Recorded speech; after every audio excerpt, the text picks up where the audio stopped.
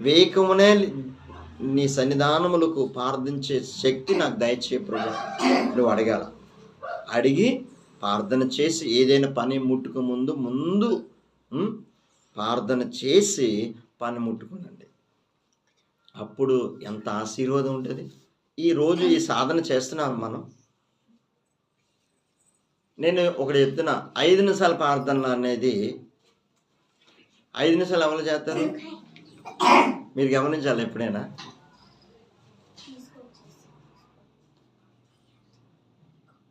అదిగో ఆ దేవుని వాక్యము క్యాలెండర్ మీద ఒక వాక్యం చదువుకుంటాం, స్తోత్రం ఆమేన్ అయిపోయింది. అది కాదు.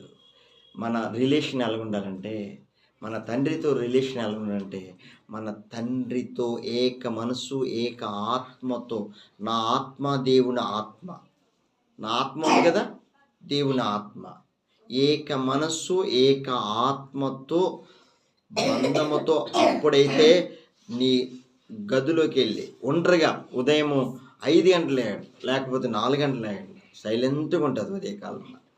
ఎక్కువగా ఉదయకాలమున ప్రార్థన ఎందుకు చేయమంటాడంటే, నీ మైండ్ కూడా షార్ప్, అంటే ప్రశాంతంగా ఉంటుంది.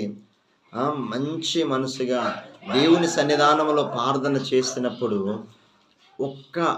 నీ హృదయపూర్వకంగా నువ్వు ఒక్క పావుగంట చేసినా దేవుడు మన ప్రార్థన దేవుడు ఆలకిస్తాడు.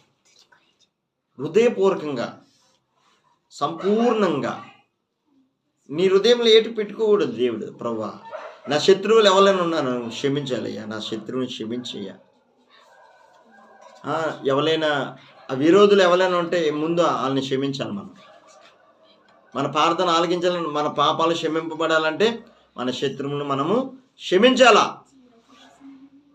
నీ హృదయంలో కంపుతో ఉన్నానుకో, నీ హృదయం అంతా సరైన హృదయము సరైన మనసు లేకపోతే నీ ప్రార్థన దేవుడు ఆలకించలేడు. నేను ముందే చెప్తున్నా, నీ హృదయము దేవుడికి యథార్థమైన ప్రార్థన చేయాలంటే మన హృదయం క్లీనింగ్ చేయాలి. First thing,